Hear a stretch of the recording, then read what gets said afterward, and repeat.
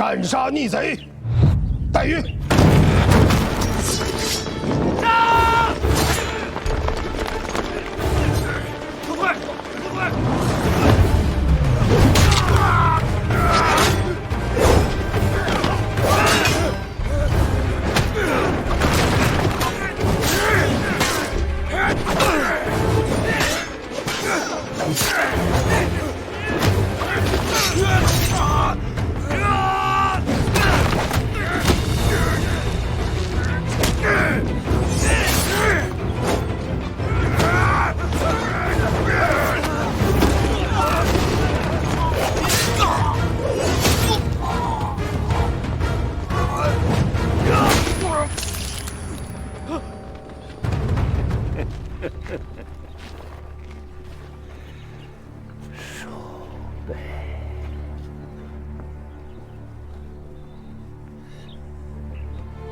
奉先王遗教，检校太尉，右卫大将军，内衙都驻军指挥使戴运，因结宗藩，擅权军武，豪夺内府，毁焚宫禁，戕害军上，谋立嗣主，使亲卫都兵甲夺功于前，拥西安侯弘佑篡谏于后。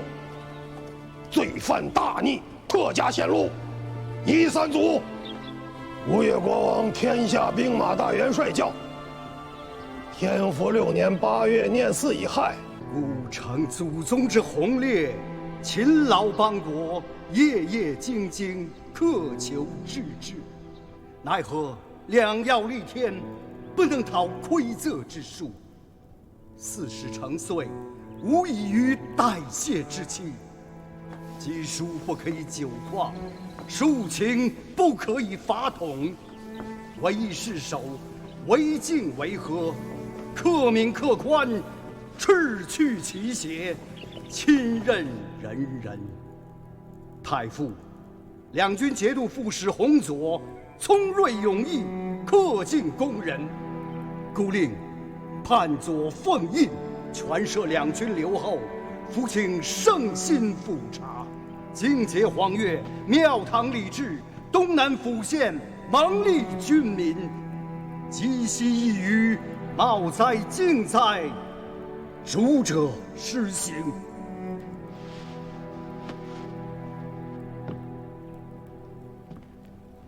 东南不可一日无主。臣奉先王遗教，请太傅全摄两军节度留后，判兵马大元帅府事，督知内外军事。洪佐德薄，不敢合军国之众。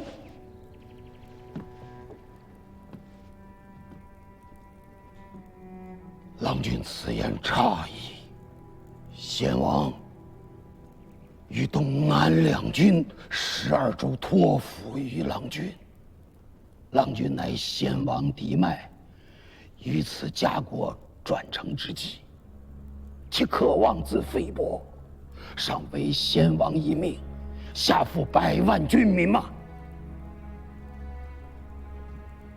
臣受2代先王厚恩，在此国事未决之际，岂能孤恩负义？明哲保身，诸位公卿，尔等的忠心呐！臣内衙诸军副都指挥使钱弘宗，请太傅奉先王遗教，全摄两军节度留后，判兵马大元帅府事，督知内外军事。臣西府安抚使、检校内外马步军都统军使钱弘俊，请太傅奉先王遗教，全摄两军节度留后，判兵马大元帅府事，督知内外军事。臣等请太傅奉先王遗教，全摄两军节度留后，判兵马大元帅府事，督知内外军事。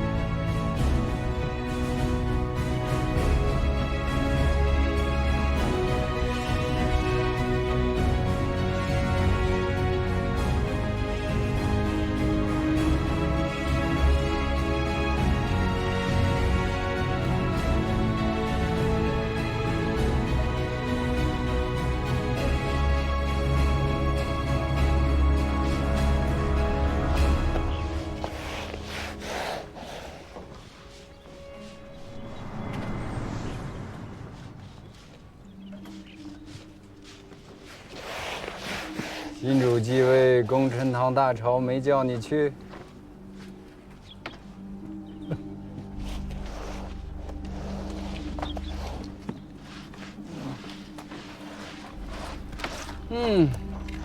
以前只知河东将武艺绝伦，没想到这弟媳的也比常人洁净些。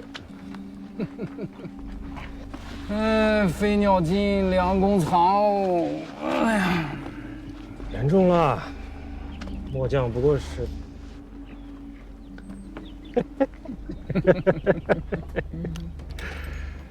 小的不过是芥菜籽大小的病头，你说狡兔死，走狗烹，还贴切些。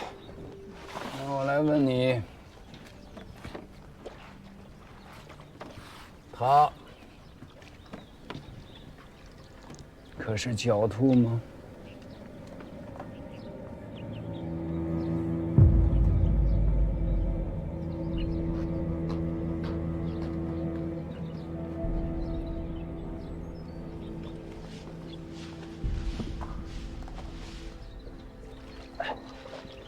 我给他做过3年的钦定。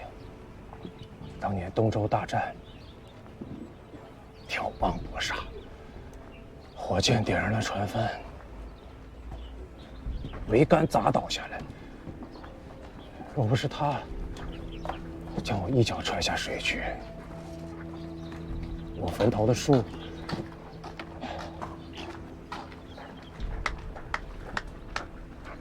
怕是都碗口粗细了。后悔了？若不杀他，我自家便是个死，千刀万剐都是轻。可拼尽气力杀了他，又能如何？在公卿、相公、宗子们的眼睛里，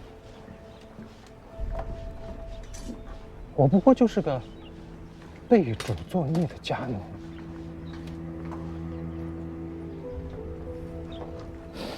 此刻还能留我在此处洗地，已是天大的恩德。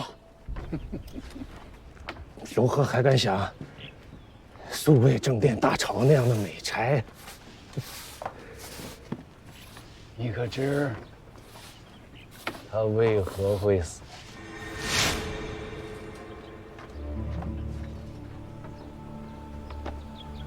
福儿过来。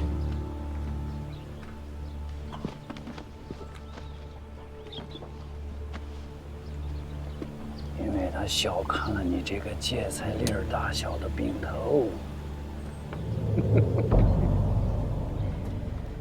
这些公卿太尉们在吴越国中安生日子过久了，大约早就忘却了眼下是一个什么样子的世道。还以为天下之事尽在掌握，殊不知这几十年来天下之事何曾真的由他们说了算？长安天子魏博牙兵，没有了亲卫牙兵，一个空头的天子饿到皮包骨头临死，连口蜜酒都没得喝。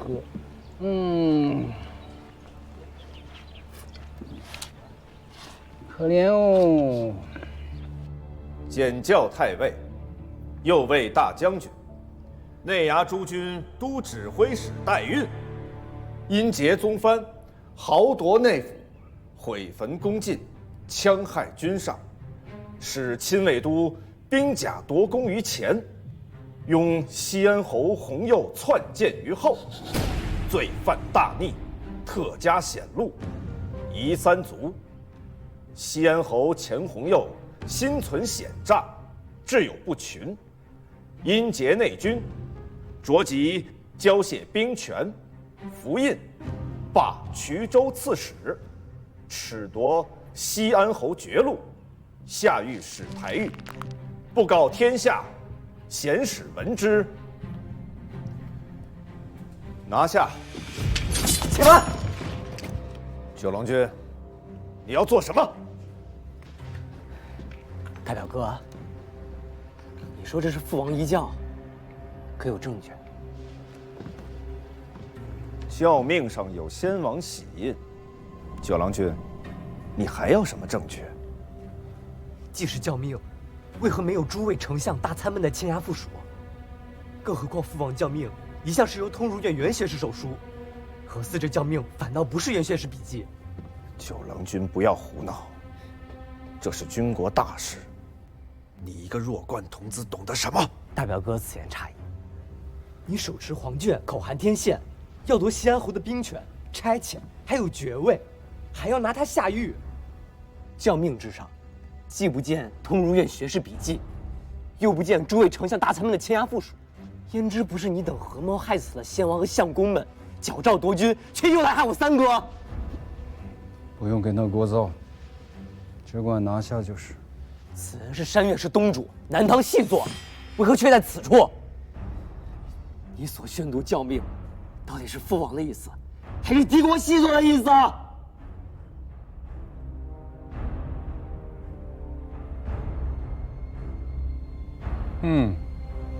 抗拒王命，罪在不赦，一并拿下便是。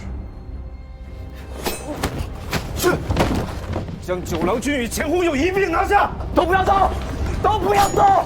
乃吴越国王，天下兵马元帅第九子，前世嫡脉，内衙诸军都指兵马右使。九郎，汝等再上前一步，我便自强于此。害我性命者，多招打，诚招越者也。尔等皆是帮凶，身负吉祥，一散左。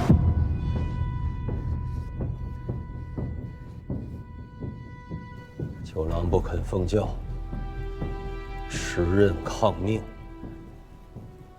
你便这样回来了。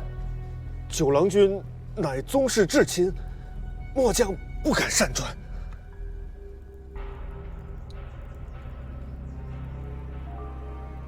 袁学士以为此事当如何措置？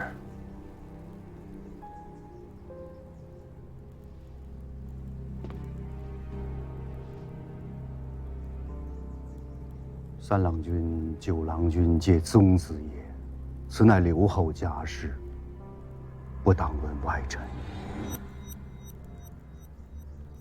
胡令公为先王顾命，可有意教我？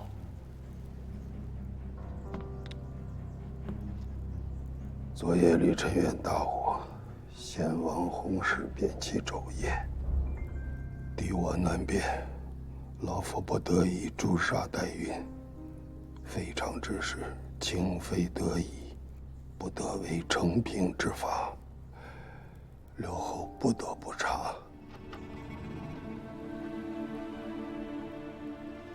胡令公是让我射了三郎与九郎。刘后应该明白，三郎和九郎是不同的。三郎久在军营，深结军心，更见代孕已死，仇怨已结，便没有回头路。若是处置不当，恐国家有负心之患。身为人主，不能以私情害国事。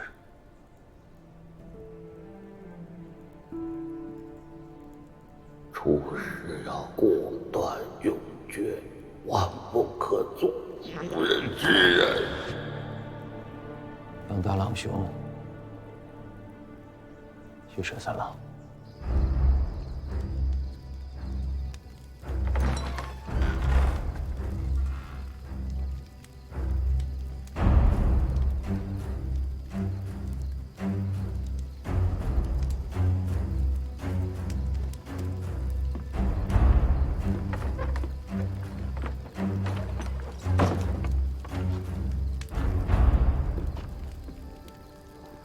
三郎，父王，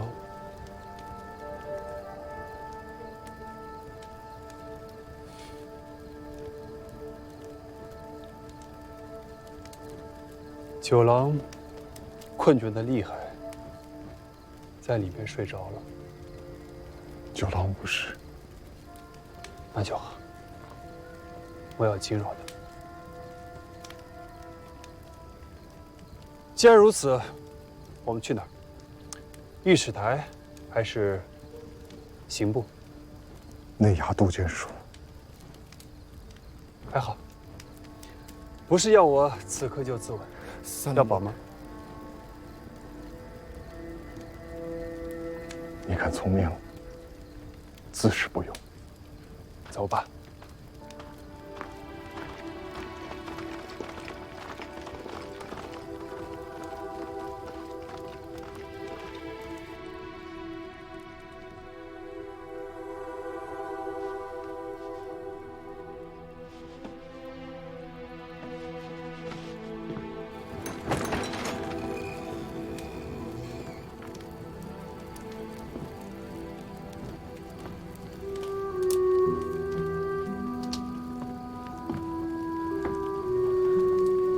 七哥，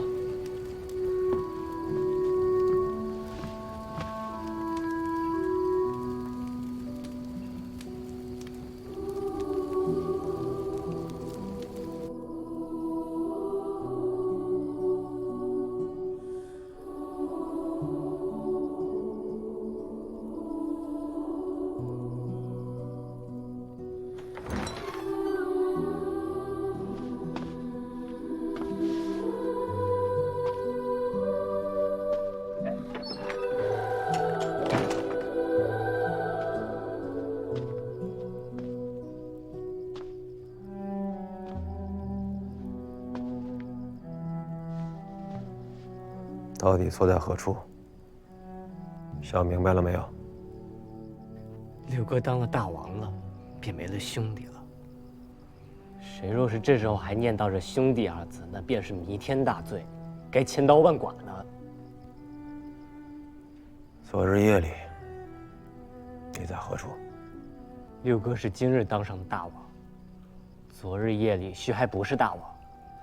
昨日夜里的事，原该父王来问才对。父王问了。父王问：七郎何在？我到殿外候命，未经通传，不敢觐见。父王又问：九郎呢？我答：许是睡着了。要传他前来吗？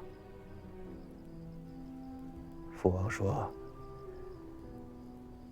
小孩子较长，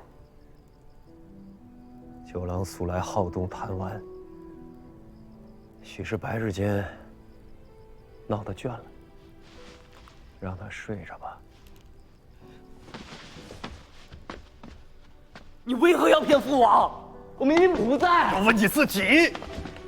昨日里，父王并天之际还在心心念念他的儿子，那个时候你这个做儿子的，可曾记挂起这个久病的老父？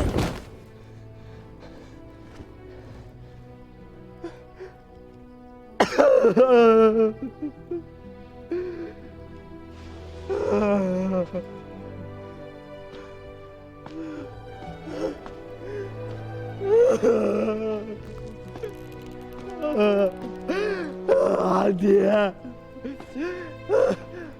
阿爹！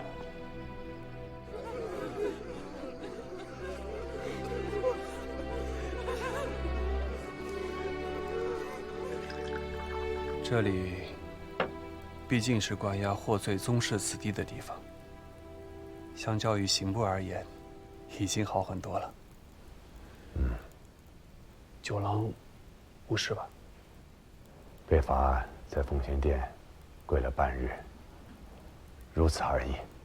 还好，还好啊。你要我帮你做些事情吧？你会做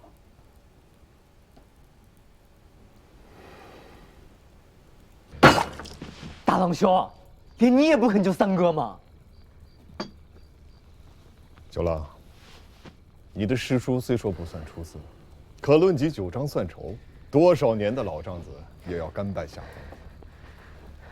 千数万数都算得明白，眼前的这些人情世故却为何如此的糊涂？你这心性，何时才能再长大些？我确实不懂什么人情世故，我只知三哥无罪。六哥心里十分明白，却偏偏要杀三哥。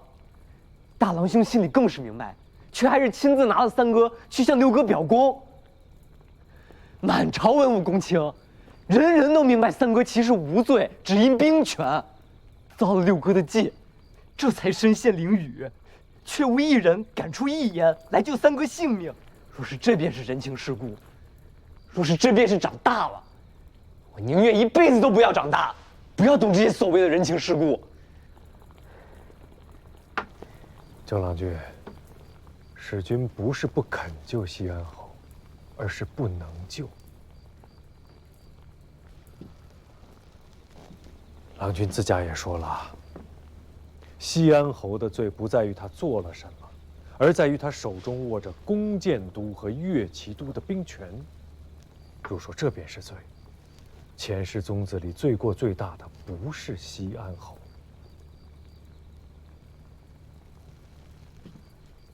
使君身上担负着内衙诸军都统军事的差遣，罪过只能比西安侯更大。郎君明鉴，要救三郎君在杭州是救不了的。先生的意思是？下官什么也不曾说。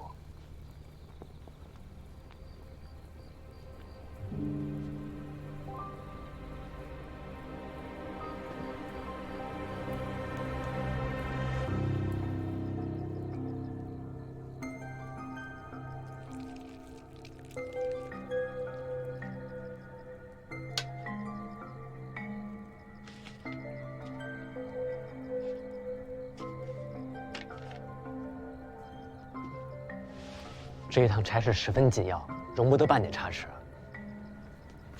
郎君放心，小人跟了郎君这许多年，实得清楚。